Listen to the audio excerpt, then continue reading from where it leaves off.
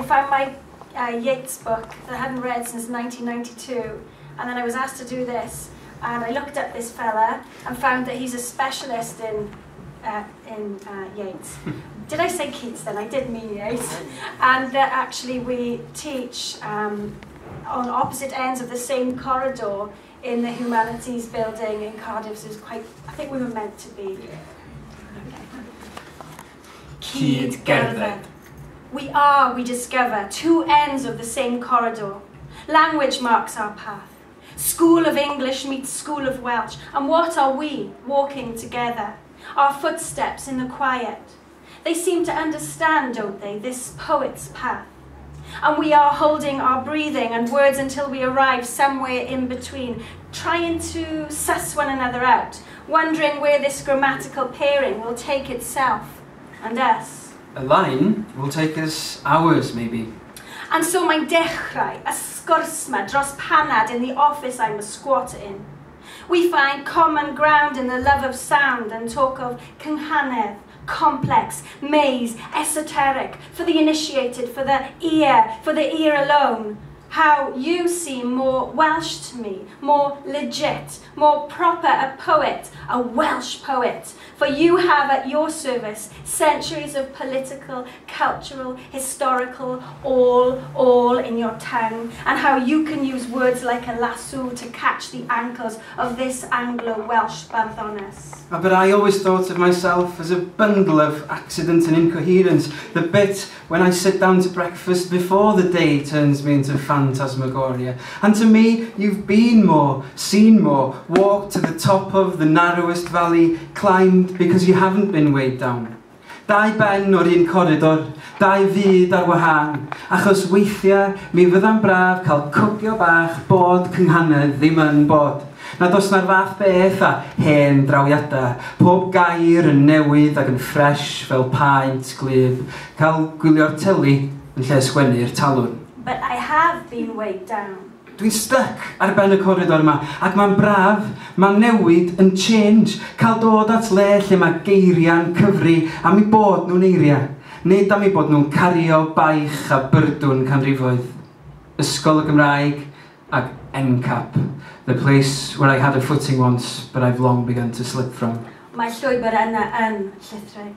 Words that I could utter without giving them a moment's thought. How can I, when every syllable weighs a decade? I have been tongue-tied. Pob gair, fel jair, fel gair, a beth sydd gynnon ni wedi'r cyfan? We are stitching and unstitching. The late Yeats, that's the great Yeats. Geiriau'n cael ei gyrru o un pen i'r llall o'r corridor, yn bwnsio rhwng stafelloedd seminar, a'r iaith tu allan, fel traffig y ddinas yn cropian yn araf I stop. Dewch gyda fi, I cwrdd fy mam gi. Ma mor valleys yw he, weighed down by the cold load of my father's fathers. They carry, broke backs in their well-being. Their coughs hack and echo still. No dreams for her. Her language legacy taken at school by the naughtiest of whips. Yes, you have to go to the beyond of it, Llyr. Achos mae'r hen cricymylau neu hesgyn hi wedi dod o'r pethau beyond the four walls of the tŷ. Ac aros am ei dynion hi dan y ddaear and she'd be on her knees in Anglo-Welsh prayer. Tan y drws agor, tan yw boys glynedig llellid, ddod a'r heilwen gyda nhw iddi hi. So you see, there are loads we both carry. But I can claim my industrial baggage too, yn yr hen chwareli rhywle i'r gogledd o'r cof. Dwi'n dringo iddyn nhw weithiau pan dwi'n teimlo ar goll neu pan gael alw'n Gymro dosbarth canol. Can we articulate sweet sounds together? Ai dyna'r cwbl yn cynganeddu till the cows come home, tra bod y merthyron allan yn y byd, and where on earth does this old corridor lead? And what issue is at stake, and what poet self will I remake of myself when this is done? On their deathbeds, the literate, enlightened, leave legacies in death verse, G-say. Their last words skim pebbles on Buddha's lake.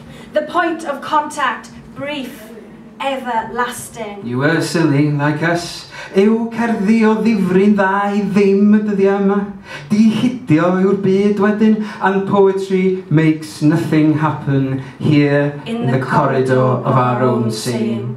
Does dim yn digwydd wedi'r gerdd, ond distawrwydd. May this, then, be my suicide note, addo hunan-laddiad, where I kill this monoglotted poet, allow the sharp end of Welsh to slit my tongue in two. Though I worry, I have not the fruit or seed to know Englyn Penfer. Li hon yn chwilio as, heb ddeall be ddiawl sy'n o'i chwmpas, yn herio fe embaras rhigol i a'i gorau glas. Englyn Ciel Dwrn. I feel I will be negated not having the footing, the knowing, the net to cast wide, to capture accurately. Yn sŵn cwn a nos yn cael, a'i dinas hithan danau, dail crin yn heldrin hen chwildro. This list leaves me locked out. They are bricks in the walls around their hen castell. Don't we need walls too? To climb and from which to shout? A pham na chawn ni sôn am forglawdd ac am foddi, don't you too feel this sense of siege? Yes, maybe it's a test of my ail-iaith resolve. Of these patterns I can immerse myself in, find my way out of this long-held verbal paralysis that was not of my choosing. Sgrifennu rhag mygu, mygu wrth sgwennu a be ydi mygu yn Saesneg eto? Choking, not being able to breathe. Suffocating. We must be like bees. Build our nest in the crevices. Where language crumbles. Gnawn fel y gwenyn, brysurwn.